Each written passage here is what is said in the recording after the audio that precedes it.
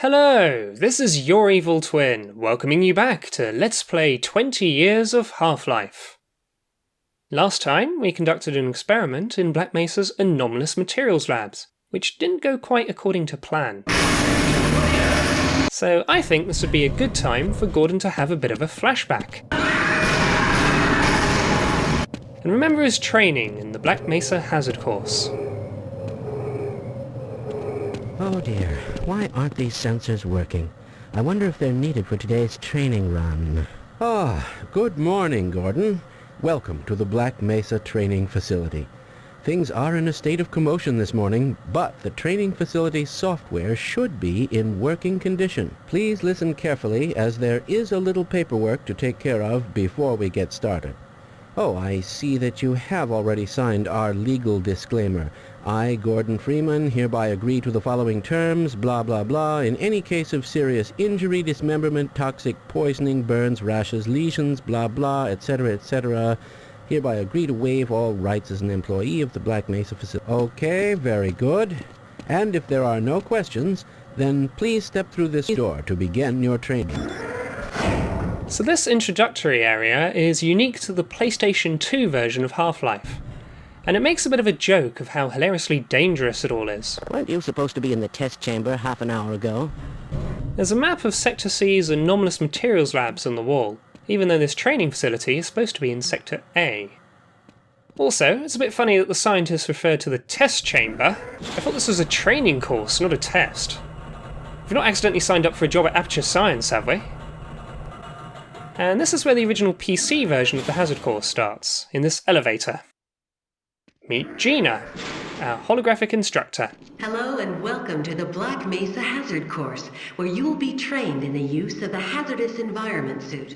I am your holographic assistant. Let's begin by stepping into your suit. You can see it suspended up ahead of you. If you see one of these buttons, press it, and I will appear to demonstrate certain moves. Hello and welcome to the Black Mesa hazard course, where you will be trained in the use of the hazardous environments. Welcome to the H.E.V. Mark IV protective system for use in hazardous environment conditions. Whoops!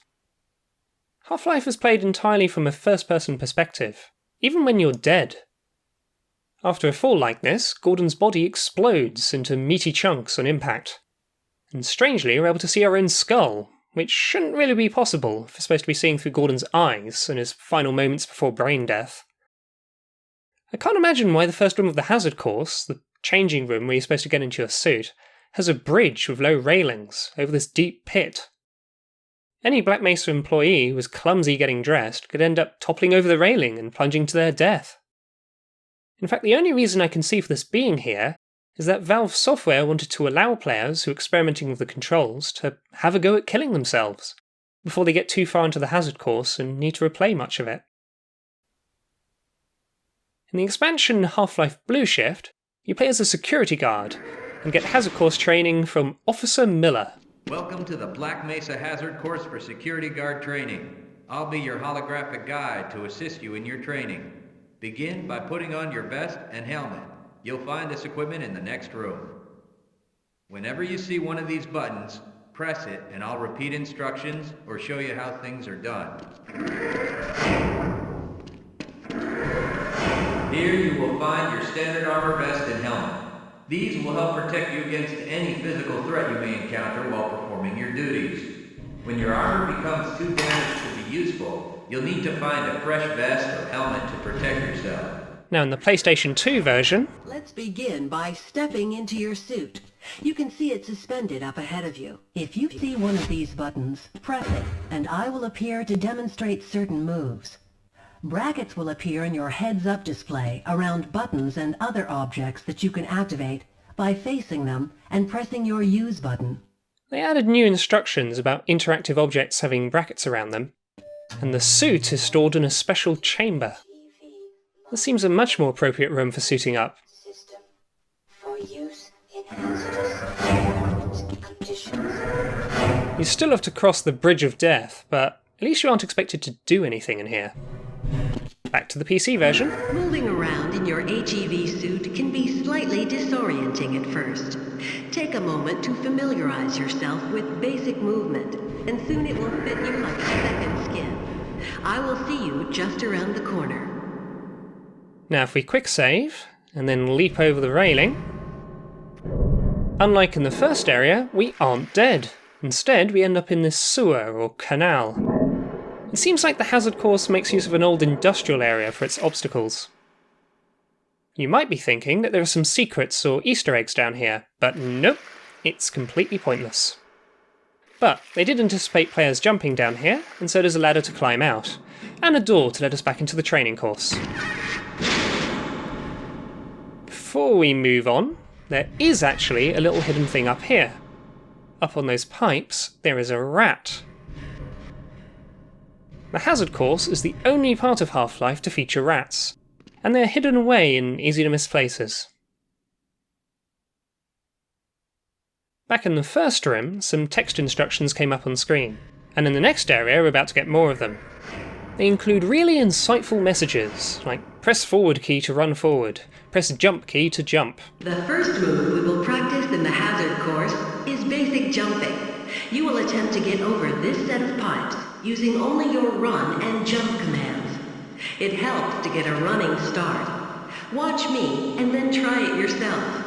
I guess they couldn't figure out a way to have the text change if you rebound the controls, and they didn't just want to have the default keys come up on screen.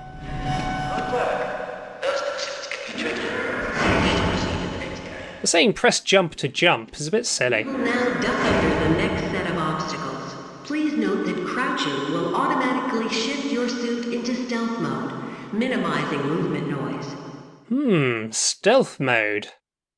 Why would scientists wearing hazard suits need to be trained in stealth? Is it in case you're late and you need to sneak past the boss? Very good. I hardly noticed you. To the next area. Now we will combine skills. You will need to jump, duck, and then jump again. This will prepare you for the next room, where you will have to do both moves at the same time. On PS2, they got rid of the text instructions, and instead you get a picture of a control pad with the default keys highlighted. Good work. You look prepared for the next station. To get into these pipes, you will have to signal your suit to make a duck jump. You'll want to stand right at the mouth of the pipe and continue to press forward. Then jump up, and while you're in mid-air, go into a crouch. It's tricky, but you'll find it comes in handy. So this is why it's important to do the hazard course, to learn special moves like this.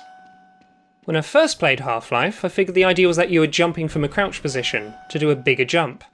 But actually, the way this works is that you're lifting up your feet in mid-air to make yourself smaller. Nice job. It doesn't make much sense, although I suppose you could pretend that you're clambering onto the surface and pulling yourself up. You'll want to stand right at the mouth of the pipe and continue to press forward. Then, jump up and continue to hold the jump button. By holding the jump button, you'll signal the suit to go into a crouch automatically. It's tricky, but you'll find it comes in handy. In the PS2 version, they simplified things. They made it so that holding the jump button will make you crouch automatically in mid-air. Pressing duck and jump together would be a bit tricky on a console controller. Plus it gets rid of an unintuitive button combo that causes problems for players that skip the training stage. While moving forward, jump up and hold the jump button to go into a crouch in mid-air. It may be tricky at first, but you'll find it comes in handy to be able to jump and duck into tight areas. The automatic duck jumping actually first appeared in Half-Life Blue Shift, as although it was released as a PC expansion, it was originally developed for the cancelled Dreamcast version of Half-Life. Nice work. So they'd already coded in the simplified controls for use of a Dreamcast controller. Right, back to original Half-Life on PC. Walk directly into the ladder, look up, and continue moving forward. If you want to come back down, just move backward. Ugh, ladders. This one's easy, but sometimes you need to jump onto ladders and grab them at weird angles, or leap off a ladder to land on a platform at the side. It can be quite awkward. The next 3 jumps get harder each time, but they are quite possible. Don't be surprised if you miss the last one a time or two. If you can make all three in a continuous run, you are doing well.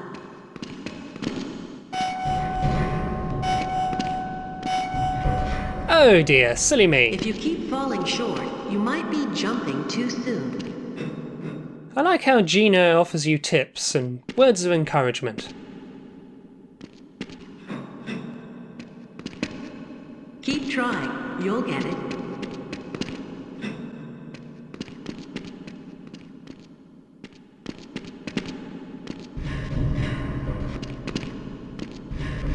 Great work. Now there's one more style of jumping you need to learn.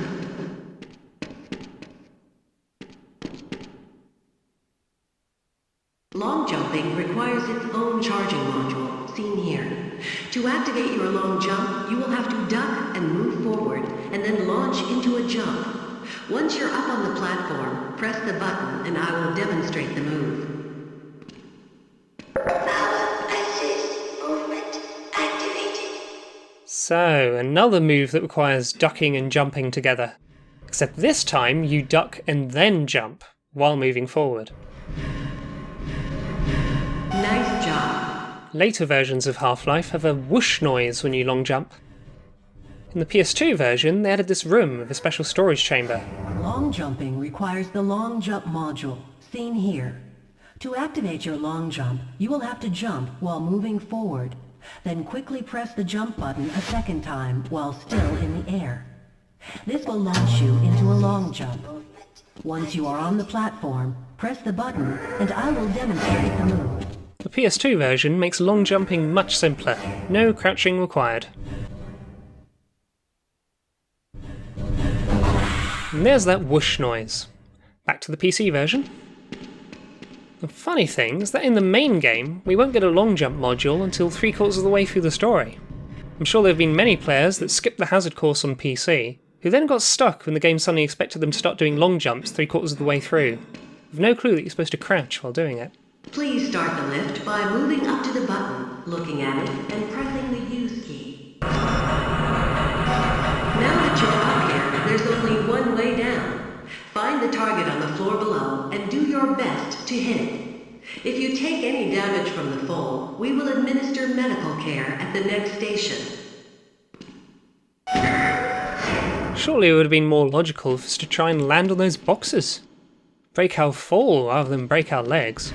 You will find med kits like this one throughout the Black Mesa compound. To restore your health, walk up to a med kit and press your use key. Your health will recover gradually until you are at full health or the kit is depleted. Once the light goes out, a med kit cannot be reused. It looks like it has some kind of socket or port for plugging in the H.E.V suit. The suit has automatic medical systems, and the first aid station refills them. I wonder how regular people without hazard suits are meant to use those medkits. Walk up to a med kit. In the PlayStation 2 version, the wall-mounted medkits have a little camera on the top left that senses when someone approaches, and the machine extends a robot arm with a syringe on the end. When you press the use key, it injects you with a healing green liquid. You can see the liquid sloshing around and slowly going down. The height of the liquid shows you how much more healing is still available. Of course, this brings up a new question. How does the syringe get through Gordon's hazard suit? Maybe it has a special socket or opening. To spin that bridge, walk up to the control wheel and press the use key. There's another first aid station here, in case you mess up and fall and need more medical attention. Oh, forgot that we still have the long jump module. Fantastic. Nearly jumped too far.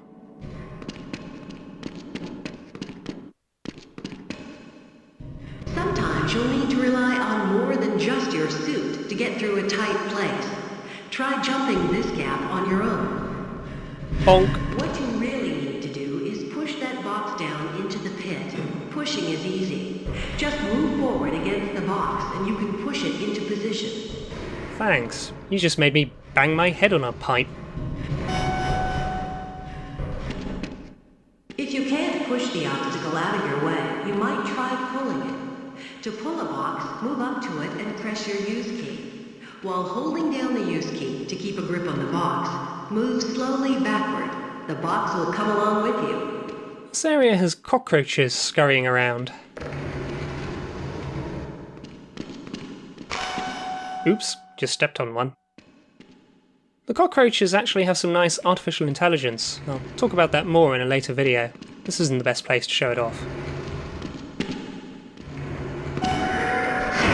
Finally, if nothing else works, you can try breaking the objects in your path. Make sure you picked up the crowbar, then simply smash your way through the debris.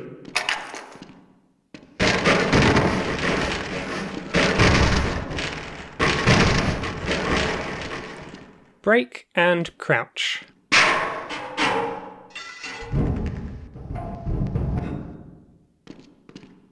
Activate your suit flashlight for the next area. That security guard just turned off the light in the area ahead. Now some of you might be thinking, aha, they've just given us a weapon, right before encountering a character. I wonder if I can use this weapon to attack him. 20%. But no. The level design has taken into account anyone with murderous intent. There is no way to reach him.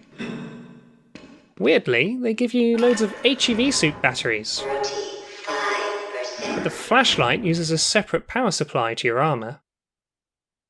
There's lots of cockroaches here. They prefer dark areas. Power 60%. Perhaps at one point in development, the flashlight used up your suit armour power. 75%. So they had to provide you with suit batteries to ensure you could use the flashlight. Great. Remember, your flashlight drains power, so switch it off when you don't need it.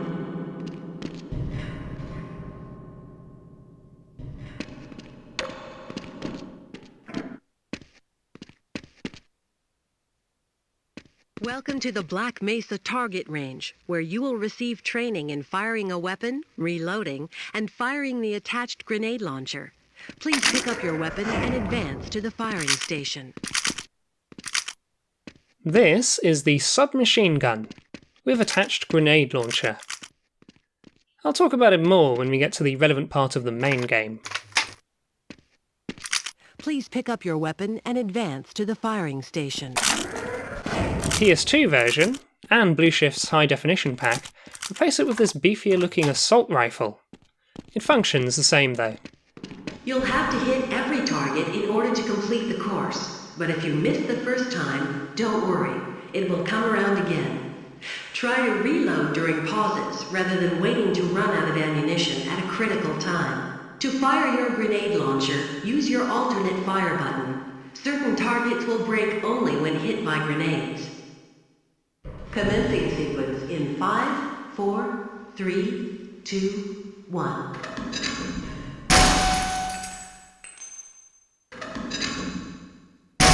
There was a rat next to that target.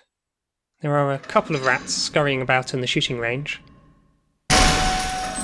According to Mark Laidlaw's backstory for Gordon Freeman, Gordon's never handled a weapon before, apart from a butane-powered tennis ball cannon. Constructed at age 6.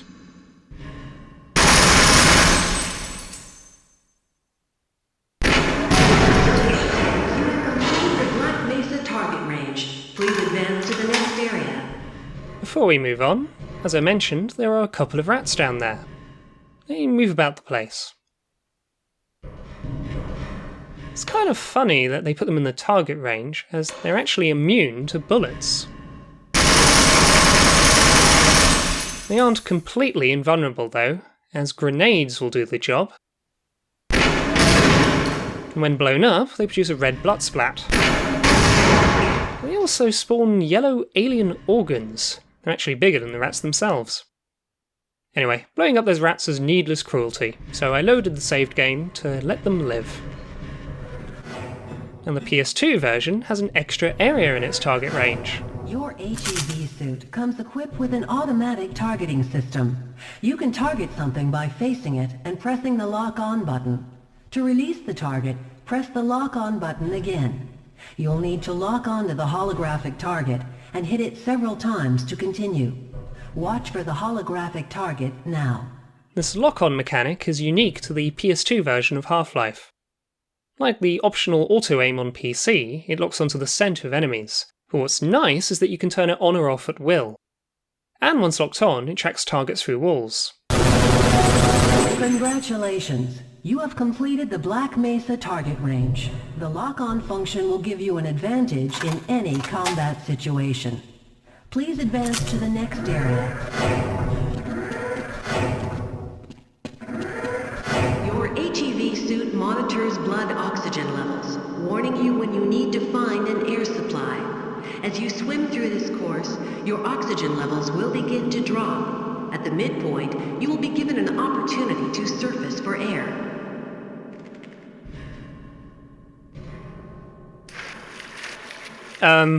Advanced water physics, everyone.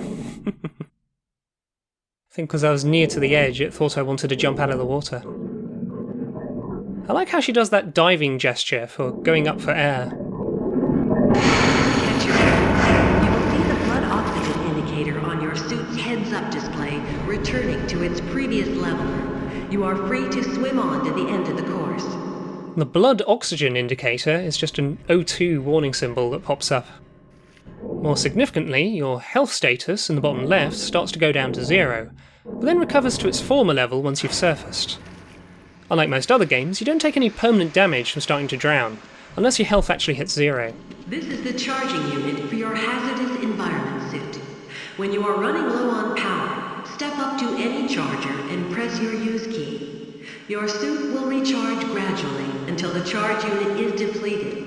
Individual batteries may also be used to charge your suit. You can see that the charger's texture has a hose or cable for plugging it into the suit.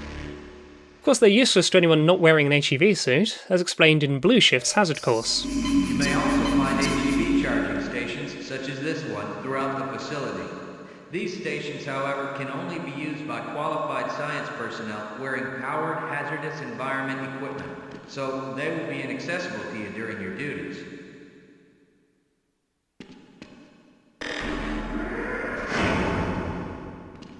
Until the charge unit is depleted. On PS2, the suit charges have a moving robot arm, rather than a cable, with a little arc of electricity between two electrodes.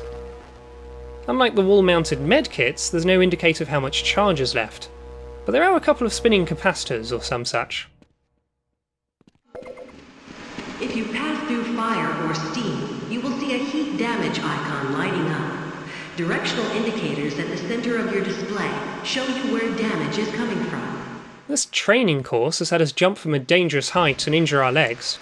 Now we've got to walk through jets of scalding steam. And they're going to blow something up next to us. Radiation activates the Geiger counter and radiation display. Biohazards are also indicated with the luminous icon. Wouldn't it make more sense for a training course to simulate a situation of dangerous radiation exposure, rather than to have us actually walk through deadly sludge that can kill us in less than a minute? Please advance to the next area. There are several icons for different types of environmental damage, such as heat, cold, electric shock, radiation, deadly gas, corrosive chemicals, and biohazards. Biohazards can poison you and continue to hurt you, but other than that, the different damage types are mostly just for immersion. In gameplay terms, it doesn't make much difference whether you're being hurt by fire or a pool of acid. Lead a security guard into the next room. He will let you back into the transit system. You must approach a guard and press your use key. He will follow you until you face him and press the use key again. Sure, I'll follow you. So this part teaches you how to use other characters, to get them to follow you and have them open doors.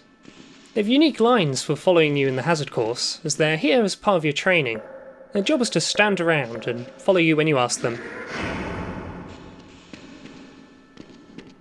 Yes, I will follow you if you wish. Sure, I'll follow you. In the PlayStation 2 version, and in Blue Shift, they added a thing where your weapons are magically taken away. Proceeding to personnel area. Removing weapons now. You might think that they're just being party poopers and spoiling your fun, but it's for a good reason. Lead a security guard to the door to the next room. He will let you back into the transit system. You must approach a guard and press your use button. He will follow you until you face him and press your use button again. Letting the player encounter other characters while armed with automatic weapons probably wouldn't be the safest idea, especially since the PS2 and Dreamcast versions don't have autosaves. Yes, I will follow you if you wish. Oops, so this bug just randomly happened? The scientists tried to follow me and we ended up merging together. Yes, I will follow you if you wish. Like some horrific teleportation accident. And since on PS2 there's no autosaves, there's no way to finish the hazard course. I'd have to quit to the main menu and restart it from the beginning. And that's why they didn't let us keep weapons for this part, in case we shot at somebody and messed things up. The same goes for Blue Shift's hazard course, as that was originally developed for the Dreamcast version. Okay, I will wait here. Back to original PC Half-Life. Since Gordon's never used a gun before, getting a machine gun must be pretty exciting. But Gordon's never been trained in any trigger discipline or gun safety. Oops, sorry, finger slip, didn't mean to do that. Stop shooting me, it was an accident! Oh my god, we're doomed! It seems Black Mesa has a policy of containing situations by eliminating anyone in the area. These automated gun turrets will kill everyone. Vital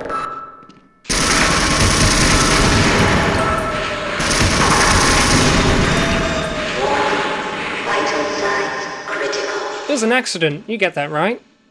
And then it was self-defense, he was shooting me. Oh god, I'm going to prison, aren't I? I'm sorry. Can't risk you saying anything. I'll just say the automated turrets malfunctioned. Let's get out of here. Press your use key to engage the train. Press your forward and backward keys to increase or decrease the speed of the train. Press your use key again to disengage from the train.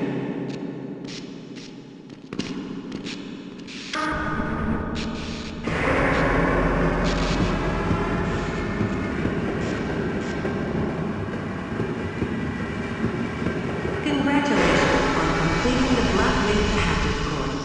You are now fully certified for use of the H.E.V. Mark IV protective system. Oh wow, what a terrible nightmare. I dreamt I was doing the hazard course, but then I messed things up and somehow I ended up killing everyone. Phew, thank goodness that was all just a dream. Oh wait, I remember. The experiment. Oh no. Oh no.